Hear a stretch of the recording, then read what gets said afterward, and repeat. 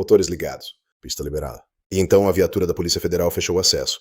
O avião não decolou. Às 5h41 desta manhã, agentes da Polícia Federal chegaram ao aeroporto antes que qualquer funcionário da aviação civil conseguisse processar o que estava acontecendo. A pista foi bloqueada.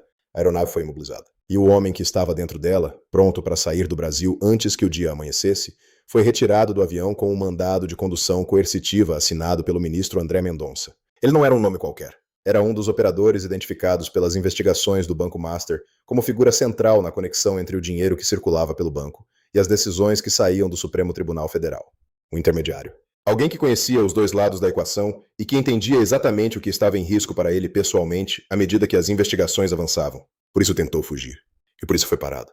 A gente vai te contar tudo. Como a Polícia Federal soube que ele tentaria sair do país nesta madrugada. O que os investigadores encontraram quando revistaram a aeronave. O que esse homem representa dentro do mapa de conexões que as investigações estão construindo. Porque a decisão de tentar fugir agora diz mais sobre o estado das investigações do que qualquer comunicado oficial poderia dizer.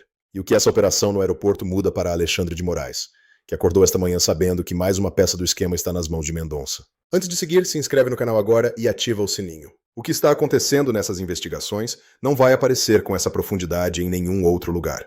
Bate o like antes de continuar.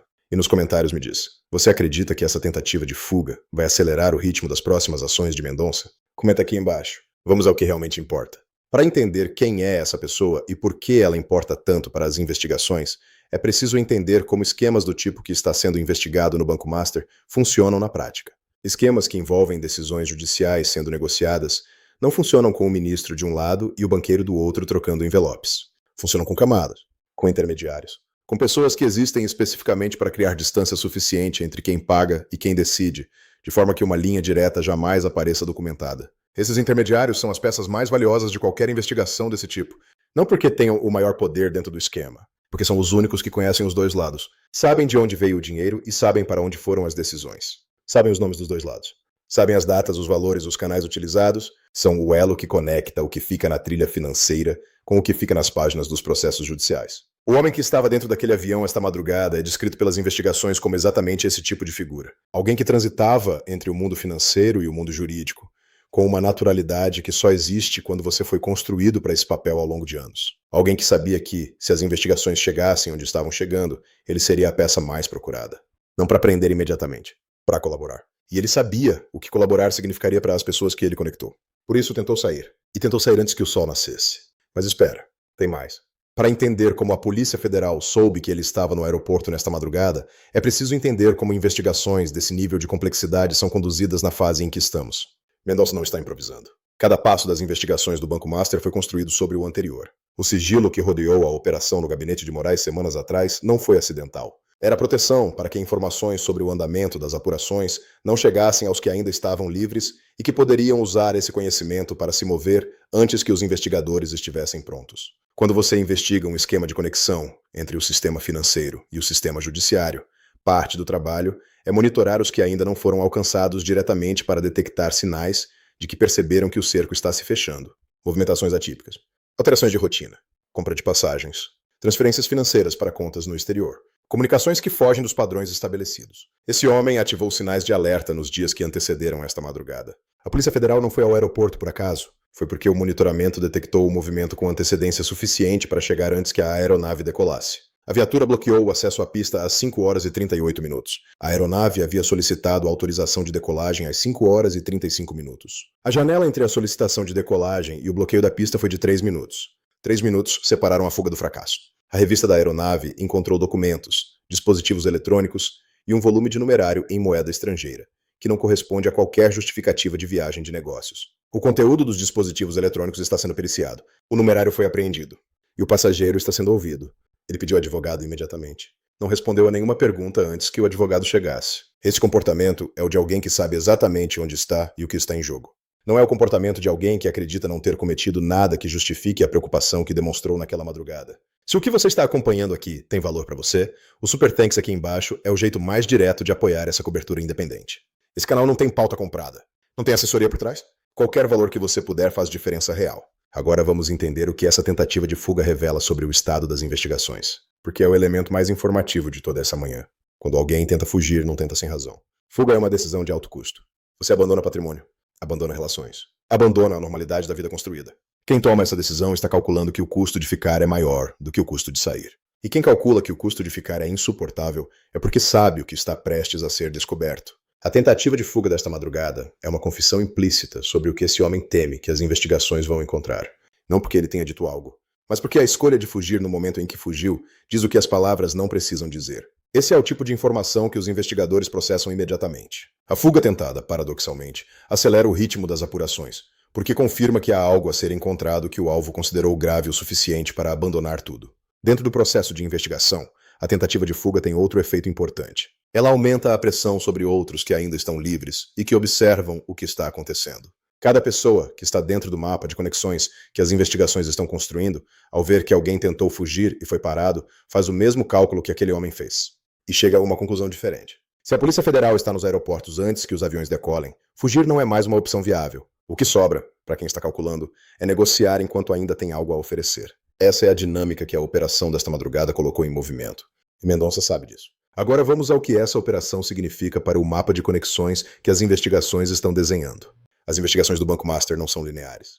Não são uma linha que conecta A, B a C, são uma teia. Pontos múltiplos conectados por caminhos múltiplos com alguns pontos no centro que aparecem em conexão com muitos outros. Cada novo elemento que os investigadores obtêm adiciona um ponto ao mapa, ou revela uma conexão entre pontos que já existiam, mas que ainda não estavam ligados de forma documentada. O homem que foi retirado daquele avião esta madrugada é descrito pelas investigações como um ponto central dessa teia.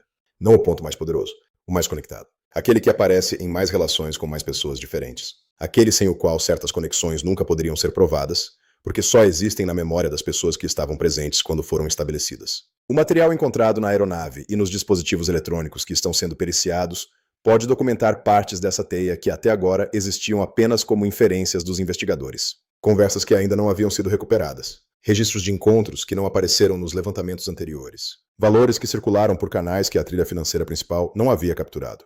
Cada nova camada que os investigadores adicionam ao mapa aumenta a solidez do conjunto de evidências e reduz o espaço de contestação disponível para quem vai precisar se defender futuramente. E com cada operação que Mendonça autoriza, o mapa fica mais completo. Agora vamos ao que essa manhã significa para Alexandre de Moraes dentro do STF. As investigações conduzidas por Mendonça não são, pelo menos formalmente, investigações de Moraes. São investigações do Banco Master e do esquema de desvios do INSS. Mas o mapa de conexões que elas estão desenhando passa por pessoas que estavam próximas de Moraes, por decisões que saíram do gabinete de Moraes e por transações financeiras que chegaram a pessoas do entorno de Moraes. Cada ponto adicionado a esse mapa que se aproxima do ministro é mais pressão sobre a posição que ele tenta manter dentro do tribunal. Um ministro investigado tem capacidade reduzida de exercer influência sobre colegas e sobre processos que o envolvem.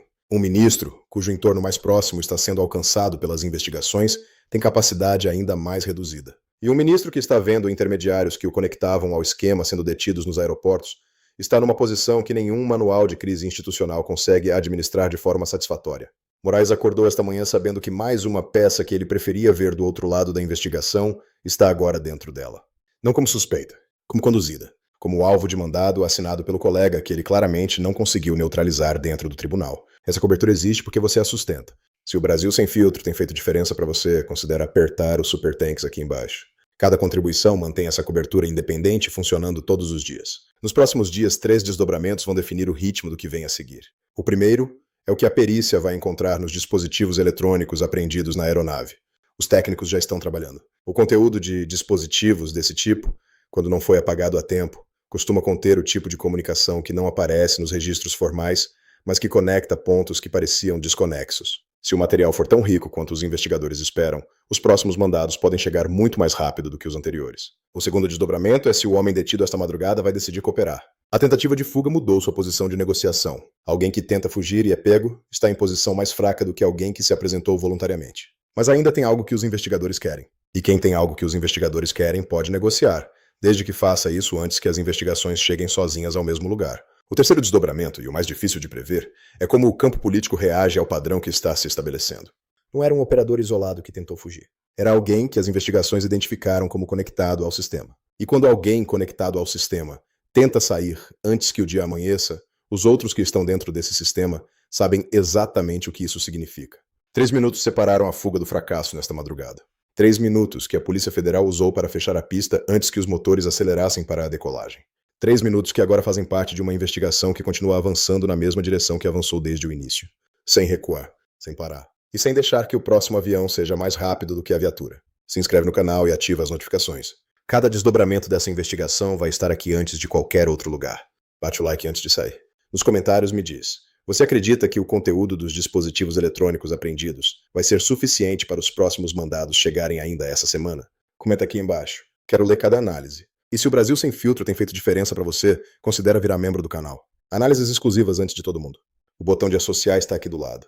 O Super Thanks aqui embaixo é para quem quer apoiar diretamente essa cobertura independente. Nos vemos no próximo vídeo.